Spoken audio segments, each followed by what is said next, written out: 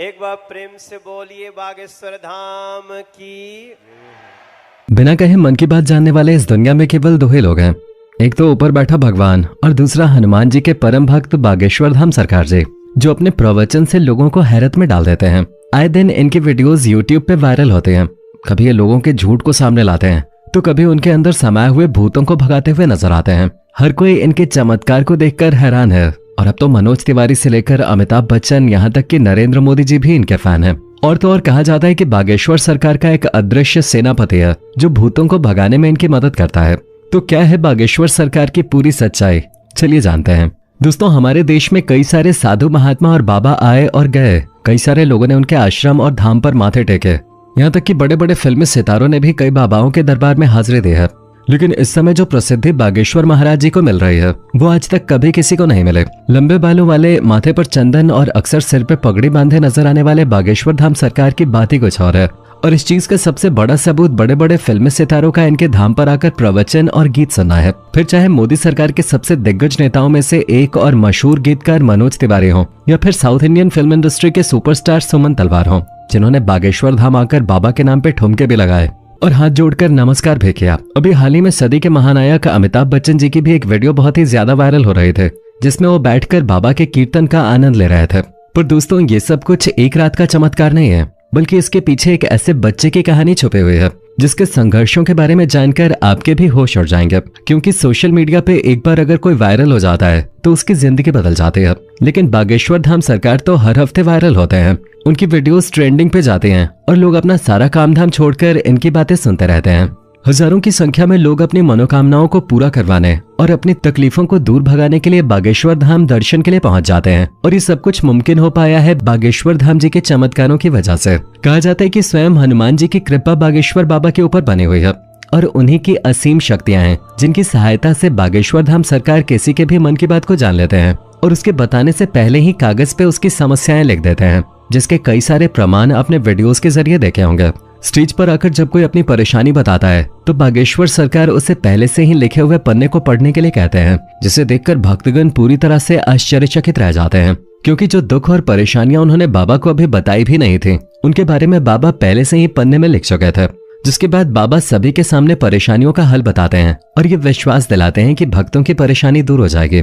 लेकिन बागेश्वर धाम काफी सख्त मिजाज के भी हैं, क्योंकि अगर कोई इनके सामने झूठ बोलता है या फिर गलत नियत के साथ अपनी इच्छाएं लेके पहुंच जाता है तो ये उसकी पोल खोलने में भी कोई कसर नहीं छोड़ते। और आजकल तो बागेश्वर सरकार भूत प्रेतों को भगाने में एक्सपर्ट बन गए हैं। इनके दरबार पे अलग अलग तरह की हरकतें करने वाले लोग इकट्ठा होते हैं और बाबा उन सभी के भूतों को चुटकियों में भगा देते हैं, क्योंकि इनके ऊपर हनुमान जी की असीम कृपा है। वो कहते हैं ना कि भूत पिशाच निकट नहीं आवे, महावीर जब नाम सुनावे।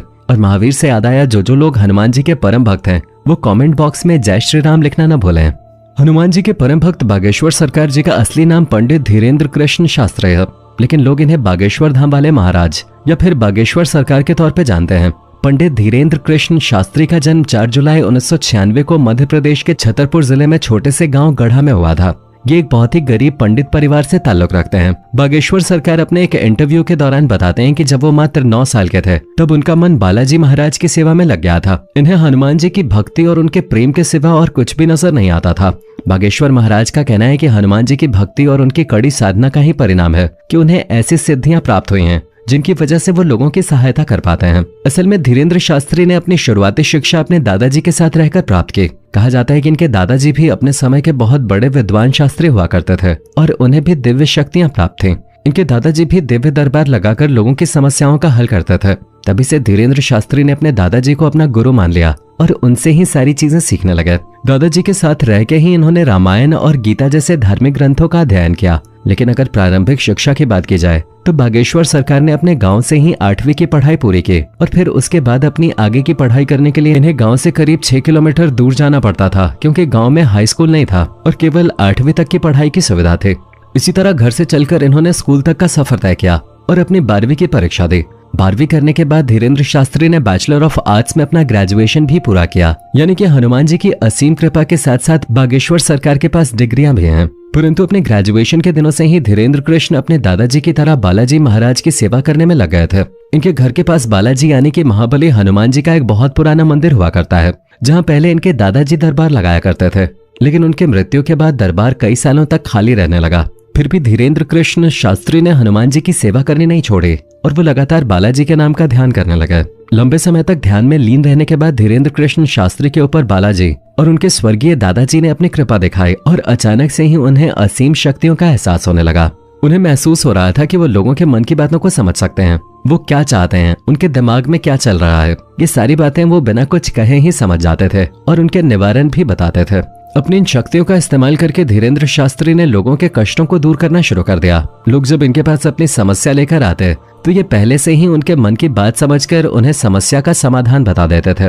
धीरे धीरे धीरेन्द्र शास्त्री को यह समझ में आ गया कि उनके अंदर उनके दादाजी की तरह ही दिव्य शक्तियां मौजूद हैं। तब जाकर उन्होंने अपना दरबार लगाना शुरू किया और यहीं से धीरेन्द्र कृष्ण शास्त्री बागेश्वर धाम सरकार के नाम से प्रचलित होने लगे। मंगलवार और शनिवार को अपना धाम लगाकर ये भक्तों के दुख तकलीफों का निवारण करते। जिनकी अर्जी लगती थी उन्हें बागेश्वर धाम अपने पास बुलाते और उसकी समस्या को उसके बिना कुछ बोले ही सवाल और सवालों का हल एक पर्ची में लिख देते, जिससे लोगों का विश्वास बागेश्वर धाम के ऊपर और भी ज्यादा दृढ़ होने लगा। आप ये जानकर हैरान रह जाएंगे कि बागेश्वर धाम सरकार ने केवल भारत ही नहीं बल्कि पूरी दुनिया में अपने दरबार लगाए हैं और लाखों की भीड़ को इकट्ठा करके उनकी मदद कर चुके हैं। कुछ लोग तो इन्हें साक्षात भगवान समझते हैं, हालांकि कुछ महिलाएं ऐसी भी हैं जो बागेश्वर धाम की खूबसूरती को देखकर उनके ऊपर अपना दिल हार बैठते हैं और उनकी बातें सुनने और उन्हें एक नजर देखने के लिए उनके धाम पहुंच जाते हैं। पर अपने सख्त मिजाज के लिए मशहूर बागेश्वर धाम का ध्यान इस तरह की चीजों पे बिल्कुल भी नहीं लगता। वो दरबार में आने वाले हर एक शख्स को अपने बच्चे की तरह मानते हैं और उसी प्रकार से उनसे बातें भी करते हैं। वैसे दोस्तों, हमारे देश में जहां बाबाओं और तांत्रिकों की छवि इतनी ज्यादा खराब हो गई है, जिनमें से आधे से ज्यादा तो जेल की हवा खा रहे हैं। जैसे ही किसी बाबा के ऊपर विश्वास होता है, उसके काले कारनामों का चिट्ठा खुलने लगता है और लोग इन चीजों के ऊपर विश्वास करने से घबराने लगे हैं। इस माहौल में अगर कोई 26 वर्षीय शख्स अपनी दिव्य शक्तियों से लोगों को हैरान कर दे तो दुनिया के मन में सवाल तो उठेंगे और इन्हीं सवालों का जवाब ढूंढने के लिए कई सारे मीडिया कर्मी भी बाबा के दरबार में चोरी चुपके जा चुके हैं ताकि बागेश्वर धाम की सच्चाई जान सकें। पर इतने सारे स्टिंग ऑपरेशन करने के बावजूद भी कोई ये समझ नहीं पाया कि आखिर बागेश्वर सरकार लोगों के मन की बात को कहते हैं, क्योंकि कई सारे नए लोग जो दरबार में आए होते हैं उनकी अर्जी लग जाती है और जब वो बाबा के सामने जाते हैं तो उनके मन की सारी बातें बाबा पहले ही लिख चुके होते हैं। इस तरह की चीजें देखकर मीडिया कर्मी भी हक्के बक्के रह गए और लगातार बागेश्वर बाबा को लेकर जांच पड़ताल कर रहे हैं, लेकिन अभी तक उन्हें कोई भी ऐसी चीज प्राप्त नहीं हुई है जिसे लेकर वो बागेश्वर धाम सरकार के ऊपर किसी तरह का आरोप लगा सकें। शायद इसीलिए बड़े बड़े नेता और अभिनेता बागेश्वर धाम के ऊपर विश्वास करने लगे हैं। वैसे दोस्तों, इनके बारे में एक बात बहुत ही ज्यादा प्रचलित है। कहा जाता है कि इनका एक सेनापति भी है जो किसी को दिखाई नहीं देता। वो सेनापति बागेश्वर धाम सरकार को लोगों के भूत को भगाने में मदद करता है। लोगों का इनके ऊपर विश्वास है, तभी तो लोग इनके दरबार में जाकर सच्चे मन से ईश्वर का नाम लेते हैं। आज के लिए बस इतना ही। उम्मीद है आपको वीडियो पसंद आई होगी। अगर हाँ तो चैनल को फटाफट सब्सक्राइब जरूर कर लें।